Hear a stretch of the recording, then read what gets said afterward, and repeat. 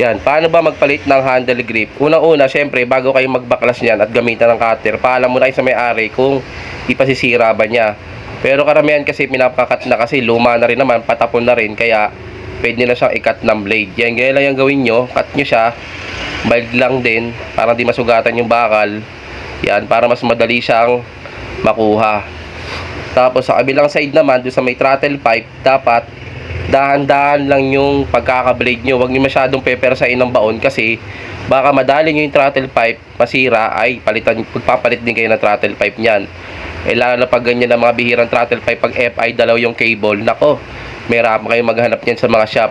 Kaya dapat mild lang yung pagkakagasgas nyo, dahan-dahan, para yung throttle pipe hindi siya masugatan. Yan ang pinaka-importante dyan. Yan. Kaya dahan-dahan ko lang siyang ini-slidean ng para yan. So dapat linisin nyo na rin habang tinanggalin na rin yan para swabe yung ikot niya. Yan, sa handle grip naman, madali na naman ma-distinguish kung ano yung pang left or right niya. Yan, malalaman nyo kung nasaan yung left or right. Dalawang piraso lang naman yan. Yung maliit ang butas, ayun yung laging nasa left.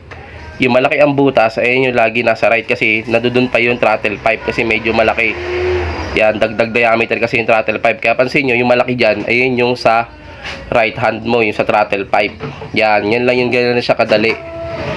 Yan, so pag ikakabit nyo, pag medyo matigas yung mga handle grip, lagyan nyo dapat ng langis. Pero kung medyo malambot lang naman, pwede nyo na idiretso ng persa yan.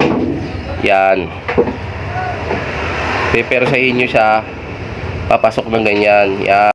So yun, ganoon lang siya kabilis. Dapat sagad mo siya para maganda siya tignan. Yun, sa kabila naman sa may throttle, maglalagay kayo ng konting oil do sa bukana ng handle grip para hindi siya talaga mahirap ipasok. Kasi mahirap ipasok yun, minsan may mga yung throttle pipe may mga gaspang-gaspang yun may mga spikes.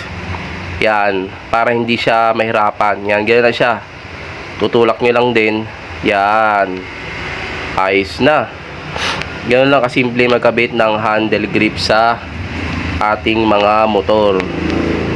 Yan, so ngayon okay na, nakikabit na natin yung Barracuda na handle grip nya. Yan, left or right.